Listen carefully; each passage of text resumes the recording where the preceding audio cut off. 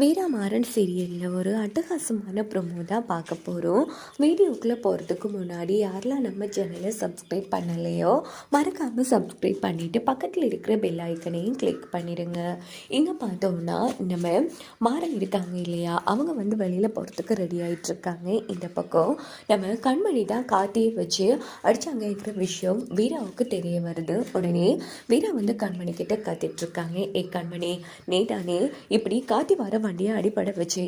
உனக்கு என்னடி ஆச்சு, ஏன் இப்படி நடக்கிற அப்படின்னு போது, இங்கே பாரு, எனக்கு இந்த கல்யாணம் நடக்கிறது சுத்தமாக பிடிக்கல வீரா, சத்தியமாக சொல்கிறேன். நான் இருக்கும் வரைக்கும் இந்த கல்யாணம் நடக்கவே நடக்காது அப்படின்னதும், உனக்கு என்ன பைத்தியக்கிட்டேயும் பிடிச்சிருக்காடி, ஏன் இப்படி பேசிட்டு இருக்கேன், இங்கே பாரு, நல்ல வாழ்க்கை ஒன்று கிடைச்சிருக்கு, அதனால கண்டிப்பாக இந்த கல்யாணம் நடந்தே ஆகும் பாரு அப்படின்னதும், இங்கே பாரு என்னடி நீ நினைச்சிட்டு இருக்க, இங்கே பாரு, நீ வேணும்னா என் தங்கச்சியே இல்லாமல் இருக்கலாம், ஆனால் பிருந்தா வந்து என்னோட தங்கச்சி, அவளோட வாழ்க்கை கெட்டு போகிறத பார்த்துட்டு என்னால் சும்மா இருக்க முடியாது அப்படின்னதும், அப்படின்னு பார்த்து மாறம் வராங்க. உடனே ரெண்டு பேரும் அமைதியாகிடுறாங்க.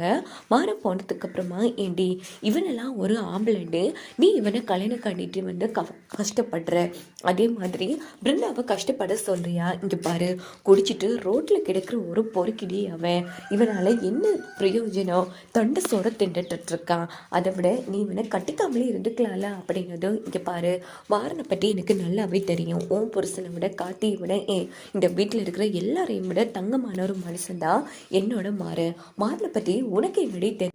ஏன் புருஷனை பற்றி பேசுகிற வேலையெல்லாம் நீ வச்சுக்காத அப்படின்னதும், இங்கே பாரு, ஒரு விஷயத்தை மட்டும் நல்லா புரிச்சுக்கோ வீரா, நீ என் தங்கச்சி இல்லாமல் இருந்திருக்கலாம், நீ எப்படி கேட்டாவது போ, ஆனால் ஒன்று மட்டும் சொல்கிறேன், பிருந்தா என்னோட தங்கச்சி, நான் இருக்கும் வரைக்கும் இந்த கல்யாணத்தை நடத்த விட மாட்டேன், அதையும் பார்த்துடலாண்டி, இந்த கல்யாணத்தை நல்லபடியாக நடத்தி பிருந்தாவை நம்ம வீட்டுக்கு மருமகளாக அழைச்சிட்டு வர வேண்டியது என்னோட பொறுப்பு அப்படின்னு வீராவும் கண்மணியும் மாறி மாறி சவால் விடுற மாதிரி காமிச்சு இந்த ப்ரோமோ வந்து முடிச்சிடுறாங்க.